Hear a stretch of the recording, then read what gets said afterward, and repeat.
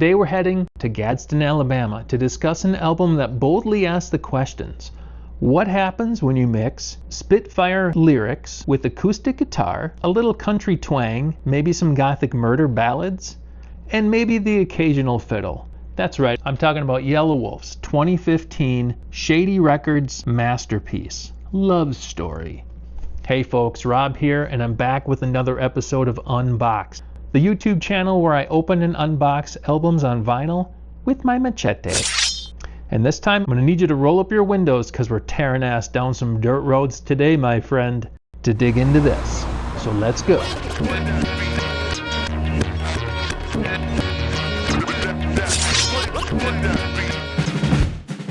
Welcome to Unboxed. Listen, if you like music-related content, getting a bit more in-depth with music-related subject matter, then you're going to want to subscribe.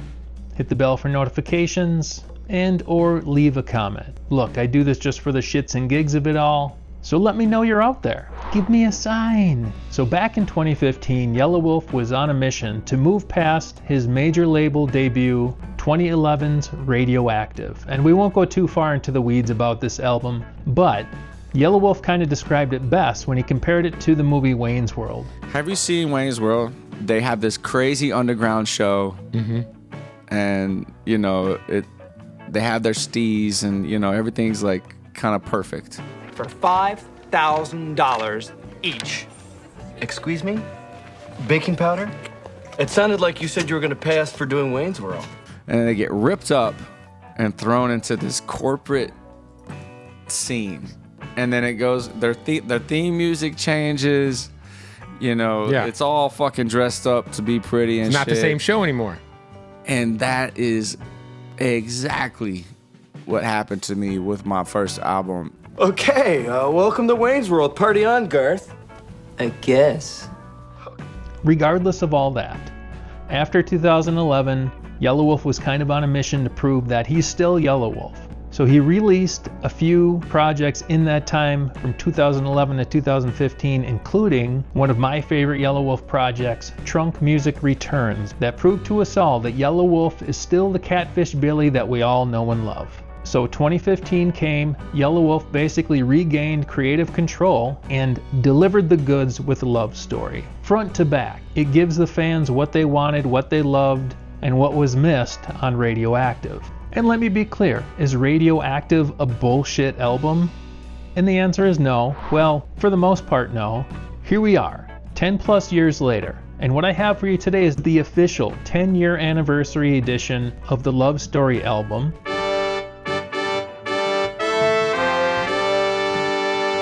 Purchased directly from Shady Records, and if you're a Yelawolf fan, you probably already know that when a Yelawolf vinyl goes for sale, you have to act quickly because they sell out. But I know from experience I've missed out on many Yelawolf albums on vinyl because I didn't just act on impulse, because sometimes you just gotta do that. But enough jibber jabber. What do you say we get out the machete? And we cut this pig open.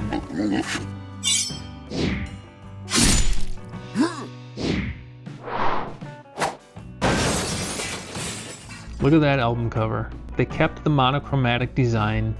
It's clean, it looks vicious, it looks intimidating.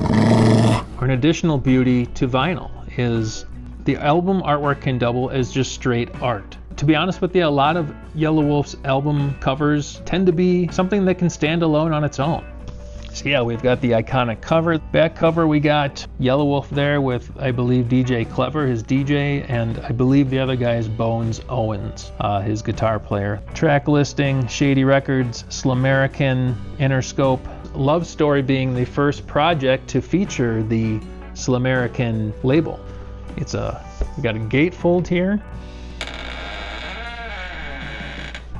Track listings with credits, thank yous, more credits. All right, let's take a look at the vinyl. Opaque turquoise. Ooh. That's very cool. Ooh. You know, I kind of wonder if this is the correlation to turquoise maybe is a nod to 2021. Yelawolf released an EP with the rapper Riff Raff called Turquoise Tornado. So maybe this is a little bit of a nod to that. or the turquoise jewelry Yelawolf tends to wear. Now, unfortunately, that's kind of where this 10-year anniversary edition ends as far as features, what have you. There's no bonus tracks, no added inserts, booklets, lyric booklets, or anything. Now, it is only a 10-year anniversary. You know, Shady Records, you know, they have some deep pockets. They could afford to swing a little extra bonus or something for this project beyond just colored vinyl. But, you know, the cardboard gatefold sleeve is quality, but as I'd said, this album is sold out. Maybe they will restock it. It's hard to get your hands on sometimes. I feel like I was lucky to be online at the exact same time that I saw this ad and was able to get in before they were sold out. But if you're looking to hunt one down, I will throw the link to this album in the description in case Shady Records decides to restock it at some point. Now, as far as the music, Love Story is often considered Yelawolf's definitive masterpiece, and I would agree with that. As I'd mentioned before this, his major label debut, Radioactive, in 2011 was kind of a watered-down attempt at radio-chasing production. Not that it's as bad as I'm making it seem, it's really not, but it's just not the Yelawolf that I think most Yelawolf fans love. But on Love Story, Marshall Mathers basically stepped in as executive producer and just let go of the steering wheel and said, "Yella, our Slumerican Jesus, take the wheel," and basically allowed Yelawolf to make the album he wanted to make. You just can't tie down Yelawolf, you know? But there are a couple beats done by Marshall himself on the album, but most of the production is handled by longtime collaborators Malay and Willpower, who have done many projects with Yelawolf before this and since this. Now, some of the key tracks on here, the album opens with the song Outer Space, which starts with kind of a skit that Yelawolf is being abducted by aliens, and it's just a killer opener, a great way to set the tone for the album. And another one of my favorites, Till It's Gone. It's dark, it's bluesy, it's cinematic. It has this haunting acoustic guitar that just crashes headfirst into the beat. And it, as it turns out, became the ultimate anthem for the show Sons of Anarchy. Then you have the song Best Friend that features Eminem. You get just a stellar Eminem verse that basically dominates the song. And of course, Yelawolf always delivers. It's practically a gothic gospel masterpiece. Longtime fans of Yelawolf know that there is this anthology saga of songs called Box Chevy. Some of them good, some of them great, some less so. But this one features Box Chevy 5, that is one of my favorite Box Chevy songs. And we can't forget tracks like Whiskey in a Bottle, which show off his country-style delivery. It's a flawless blend of two genres that shouldn't work together, but they absolutely do. And you know, that's kind of the thing about Yelawolf, is there's such a huge wave of country and rap artists merging, or country becoming rap, or rappers becoming country, you know? Honestly, I can't really stand a majority of that stuff. But for some reason, Yelawolf is an exception in my book. And finally, the song American You. It ultimately might be the best starting point for anyone that's not familiar with Yelawolf. So maybe you're trying to introduce somebody to Yelawolf that typically kind of leans to radio-friendly music, because that could have easily been a radio song, and maybe it was and I just missed it. It's catchy, and it showcases Yelawolf's singing ability. Now, despite the lack of anniversary booklet or extra packaging, the music on this record is pretty much flawless.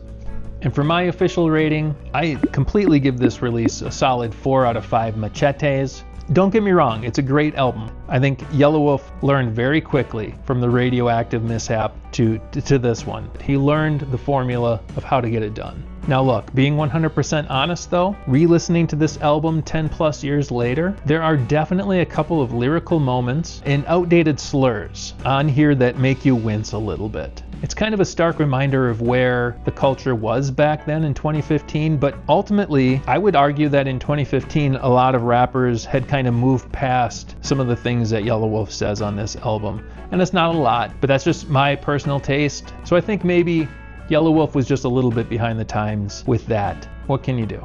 Yeah, well, you know, that's just like your opinion, man. But hey, thanks for checking out the video. Please take a moment to subscribe, give it a thumbs up, or just drop me a comment. If you're a fan of Yelawolf, where does Love Story stack in his discography for you? Leave a comment below, and I will see you in the next video.